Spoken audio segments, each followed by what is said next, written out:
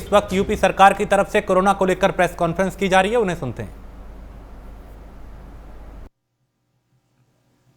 ये अब तक लगभग 18 करोड़ की जनसंख्या तक, 23 करोड़ में से 18 करोड़ की जनसंख्या तक हमारी टीमें पहुंची हैं और ये प्रक्रिया जारी है। एक विशेष अभियान के अंतर्गत 5 मई से 97,000 गांव में 80,000 निगरानी समितियां अलग से लगाई गई, जिन्होंने के गांव गांव जाकर, घर घर जाकर लक्षण युक्त व्यक्तियों की तलाश किया।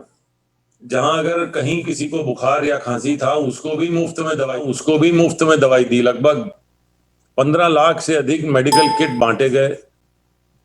गांवों में टेस्टिंग बढ़ाई गई। 31 मार्च से लेकर अब तक जितने टेस्ट हुए हैं, उनमें लगभग 65% टेस्ट जो हैं वो ग्रामीण क्षेत्रों से लिए गए, ताकि ग्रामीण क्षेत्रों में जो आशंका व्यक्त की जा रही थी, वहां पर ग्रामीण क्षेत्रों में इस संक्रमण को फैलने से रोका जाए। और सरकार बहुत हद तक सफल रही कि ग्रामीण क्षेत्रों में बहुत अधिक संख्या में ये संक्रमण नहीं फैल पाया। और उसका मुख्य कारण ये हमारी निगरानी समितियों द्वारा घर घर जाकर, गांव गांव जाकर एग्रेसिवली लक्षण युक्त व्यक्तियों को तलाशना और उनके टेस्ट करना था, और टेस्ट करके तुरंत उनको इलाज की सुविधा उपलब्ध कराना था। मैं ये भी बताना चाहूंगा कि प्रदेश सरकार द्वारा सभी को सरकारी अस्पतालों में और जो निजी मेडिकल कॉलेजेस थे, जिसको सरकार ने, सभी मेडिकल कॉलेज को सरकार ने टेक ओवर कर लिया था, वहां पर भी मुफ्त में इलाज सभी लोगों का कराया गया। तो मुफ्त इलाज सभी लोगों का कराया गया। इसके साथ साथ जो हमारा टेस्टिंग का, मैंने जैसे बताया कि इतने केस कम होने के बाद भी टेस्टिंग नहीं घटाई गई है। बदसूर 2.5 लाख से 3 लाख के बीच में जो है प्रतिदिन टेस्ट हो रहे हैं। अभी भी कल जैसे 2,77,000 हुए। और देश में सबसे अधिक टेस्ट करने वाला उत्तर प्रदेश राज्य है, जिसने 5,70,85,000 टेस्ट किए हैं। और ये टेस्ट घटाए नहीं जा रहे हैं, ये संख्या बरकरार रखी जा रही है। इसके साथ साथ जो टीकाकरण का एक जो अभियान चलाया जा रहा है, उसमें 18 से 44 वर्ष की उम्र के लोगों का, युवाओं का टीकाकरण जल्दी शुरू किया गया था। माननीय प्रधानमंत्री जी द्वारा ये इस टीकाकरण को, मुफ्त टीका, सबको टीका का जो अभियान 21 जून से चलाया गया, उसके बाद से उसमें तेजी लाई गई। और हम लोगों ने 2 लक्ष्य रखे थे कि जून के महीने में 1 करोड़ टीका लगाए जाएंगे, और वो लक्ष्य हम लोगों ने 24 जून को ही पूरा कर लिया। और अगस्त के महीने के आखिर तक 10 करोड़ टीके लगाए जाएंगे, उसकी ओर तेजी से बढ़ रहे हैं। और अब जो है उत्तर प्रदेश लगभग देश में सबसे अधिक टीके लगाने वाला, 3 करोड़ से अधिक टीके लगाने वाला राज्य बना है। 3,04,51,000 टीका अब तक लग चुका है। महाराष्ट्र और उत्तर प्रदेश लगभग 3 करोड़ टीका लगाने वाले प्रदेश हैं, और उत्तर प्रदेश जो है काफी तेजी से इसमें आगे बढ़ रहा है। टीकाकरण में कई अभिनव प्रयोग किए गए हैं, जैसे ऐसे विशेष समूह जिनका कि बाजार में आना जाना, परिवारों में आना जाना रहता है, सब्जी बेचने वाले, वेंडर्स, रेडी वाले, इन सब का अलग से टीका लगाया जा रहा है। पत्रकार बंधुओं का अलग से टीका लगाया जा रहा है। जुडिशरी से जुड़े हुए लोगों का अलग से टीका लगाया जा रहा है। सरकारी कर्मचारियों का अलग से टीका लगाया जा रहा है। संभावित तीसरी लहर से जो है लड़ने का एक तरीका ये भी था कि जो 12 वर्ष से कम उम्र के बच्चे हैं, उनके अभिभावकों को अभिभावक स्पेशल बूथ बनाकर उनको भी अलग से टीका लगाया जा रहा है। इस प्रकार लगभग 6,000 से अधिक टीका लगाने के सेंटर्स खोले गए हैं और बड़ी तेजी से टीकाकरण लगाया जा रहा है। मैं यहाँ ये बताना चाहूंगा कि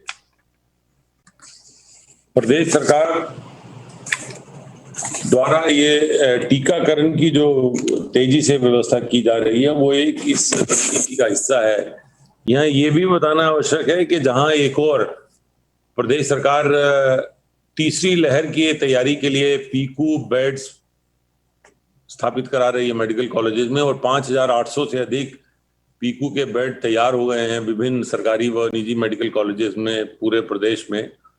वहीं दूसरी ओर वर्तमान में जो डेल्टा प्लस का नया वेरिएंट जिसकी के डर दिखाई दे रहा है, जिसके बारे में विशेषज्ञों द्वारा बताया गया है कि देश के कई प्रदेशों में आ गया है, तो ये भी निर्देश दिए गए हैं कि इस डेल्टा प्लस वेरिएंट से बचाव के लिए जो लोग इन प्रदेशों से आ रहे हैं जहां पर कि इस टीके का इस वायरस का ज्यादा प्रभाव है, मध्य प्रदेश, महाराष्ट्र, कर्नाटक, तमिलनाडु, उनका विशेष जांच किया जाए और जो भी बाहर से आ रहे हैं उनकी विशेष जांच की जाए, ताकि इस डेल्टा प्लस जो नया वायरस है, वेरिएंट है, इसको प्रदेश में आने से रोका जा सके। और सबसे जो जरूरी है, सभी नागरिकों को ये अपील है माननीय मुख्यमंत्री जी की तरफ से और सब लोगों की तरफ से कि एक तो आप अपना टीका लगवाएं, दूसरा टीका लगाने के बाद भी आपको मास्क का निरंतर उपयोग करना है, निरंतर हाथ धोते रहना है और भीड़ भाड़ से बचना है। डेल्टा प्लस के बारे में कहा गया है कि ये ज्यादा गंभीर वायरस है और हम सब लोगों को सरकार की तरफ से जो प्रयास हो रहे हैं वो हैं, लेकिन नागरिकों को भी इस और सचेत रहना पड़ेगा कि इस वायरस से बचाव के लिए अपनी सावधानियां जो हैं, जो पूर्व में भी बताई गई हैं, सावधानियां बरतना बहुत आवश्यक है। हम सब लोग सावधानी बरतते रहेंगे तो बचत रहेगी।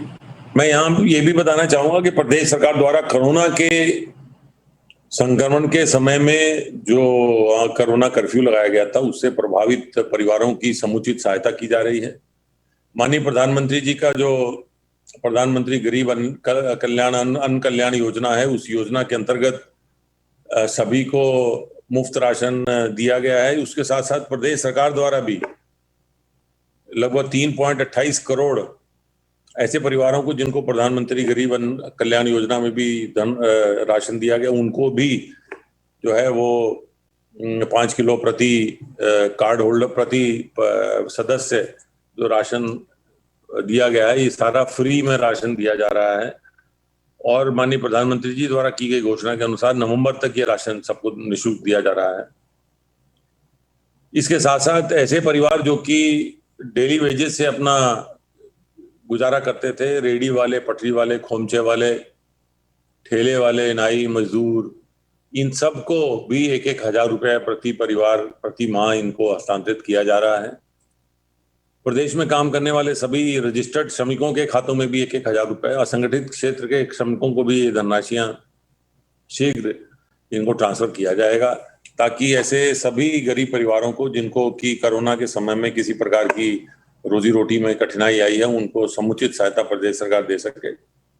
प्रदेश सरकार अब कोरोना संक्रमण जो है वो घट गया है, जो हमारे मिशन रोजगार, मिशन जो है शक्ति और मिशन किसान कल्याण, इन तीनों पर अब बहुत तेजी से कार्य प्रारंभ हो गया है। शीघ्र ही लगभग 6,900 से अधिक बेसिक शिक्षा विभाग द्वारा अध्यापकों को नियुक्ति पत्र दिए जाएंगे और अन्य विभागों को भी माननीय मुख्यमंत्री जी द्वारा निर्देशित किया गया है कि वह जो भी उनके यहाँ रिक्त पद हैं उनको शीघ्र नियमानुसार पारदर्शी तरीके से भरने का अभियान चलाएं और युवाओं को अधिक से अधिक नौकरी दी जाए। इसके साथ साथ ये भी बताना चाहूंगा कि निजी क्षेत्र में लघु एवं मध्यम उद्योगों, एमएसएमई के माध्यम से भी अधिक रोजगार सृजन की कोशिश की जा रही है।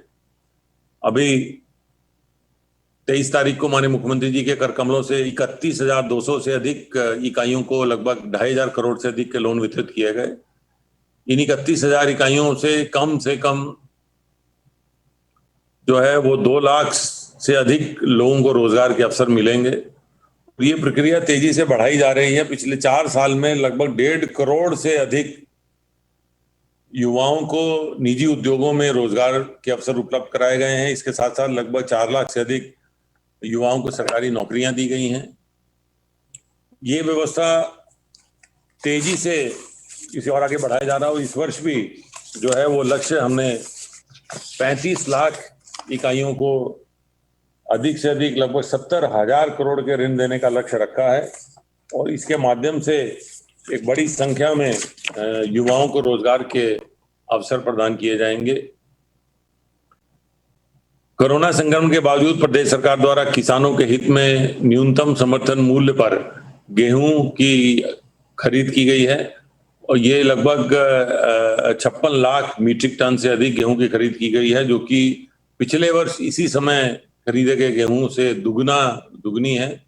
और ये दिखाता है सरकार की प्रतिबद्धता किसानों के प्रति कि कोरोना संक्रमण के बावजूद इतना अधिक जो है वो गेहूं खरीदा गया, और उत्तर प्रदेश देश में तीसरे नंबर पर है गेहूं कुल क्वांटिटी, कुल मात्रा गेहूं की खरीदने के उसमें। माननीय मुख्यमंत्री द्वारा स्पष्ट निर्देश दिए गए थे कि किसानों को तत्काल राहत देने वाले कार्यक्रमों को तेजी से बढ़ाया जाए, और इसी क्रम में खरीफ में फसलें बोने के लिए गेहूं जो है खाद और बीज दोनों की व्यवस्थाएं समुचित की गई हैं, और ये सुनिश्चित किया जाएगा कि सभी किसानों को समय से खाद और बीज उपलब्ध होती रहे, ताकि अधिक से अधिक किसानों को लाभ पहुंचाया जा सके। बहुत बहुत धन्यवाद।